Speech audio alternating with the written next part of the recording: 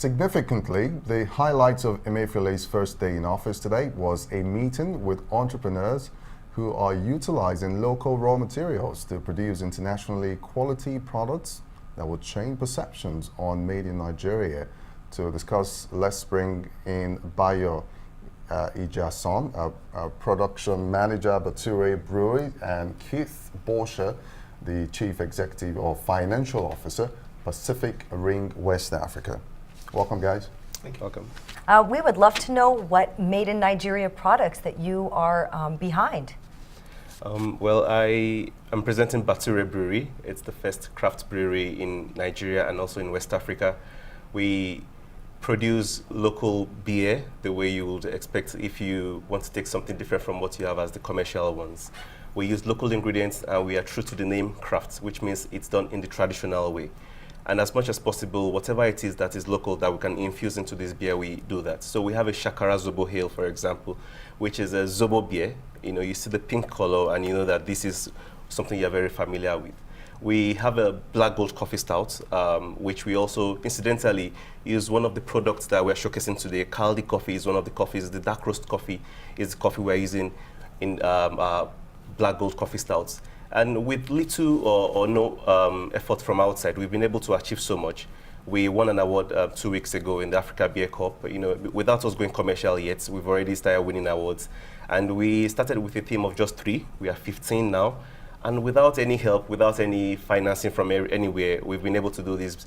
But the main thing is, how big can we grow? It's a country of 200 million people. How big can we really go? It's a big market out there, and we want to go into everywhere. Use local ingredients and make sure that it's truly made in Nigeria. So, Keith, that brings me to question. How do you source for your local materials? Well, we use cassava to make cassava chips for our brand Cassanovas. And when we first arrived in Nigeria, we knew that there was a lot of cassava in the country, but we also knew that getting the right quality in the right quantities at the right time of year, having a year-round supply, would be something we had to plan. So we went to some of the local government associations, asked for help, went to the commodities growers, and essentially got assistance through every organisation we could. And that's given us a supply chain that we're hoping to develop into a world-class operation. And there are further brands as well that are locally made in Nigeria.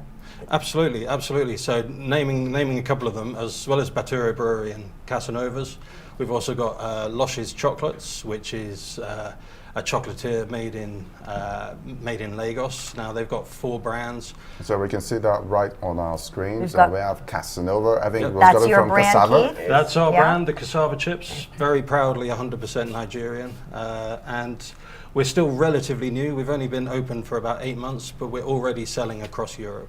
And that's the locally made coffee, and you're Having a look, this brand in particular, I absolutely love. Food Pro. They do high-end cashew nuts, and if you have a look at the back of the packet, they've got a beautiful story, which is the owner, Bayo, great guy, and on the back it talks about how he was walking through his factory. Now he's got 400 women working in his factory, and one of them, I believe her name was Lola, came up to him and said, "I'd like to say a prayer.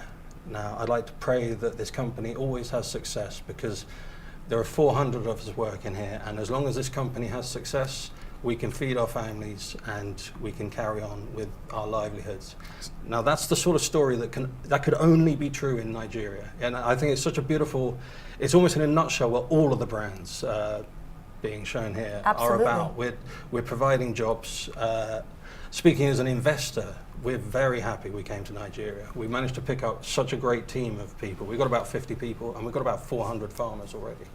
You know, a lot of entrepreneurs coming to Nigeria. In fact, even those who actually live in Nigeria are very skeptical about going into business because of so much uncertainties. But tell us about your competition, both of you, your competition, and how you're breaking new grounds. Well, I think, yes, there's competition as expected. You don't expect that just one company, for example, will be able to provide all that a population of 200 million will need. But then what's the dedication you have to the business that you're doing? What's the expertise you bring into it? It's very likely that you start and then in a few weeks somebody thinks he could also do what you were doing.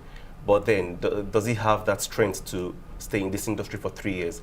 A lot of challenges we face in Nigeria are not probably even things we can write on paper. Challenges just come from day-to-day activities, from inefficient manpower, for example, not to even talk of things, maybe power issues and all the other ones. But then, are you true to it? Can you manage a business well for 2 years, for 3 years? We hear stories every day. It's good that we have groups like this, that I can talk to Keith and he tells me the challenges they go through at their end. Almost and like a support system. it's a support system, yes. That's exactly what it's it been is. very beautiful hearing about other small businesses, how they are starting, how Keith has been able to do within 6 months what people should be thinking to do in 10 years. But then that encourages Bature and says, we can do better. There is another one of us, not in this group, Bonita Foods. It's a food processing company. They have 6 flavors of coconut chips.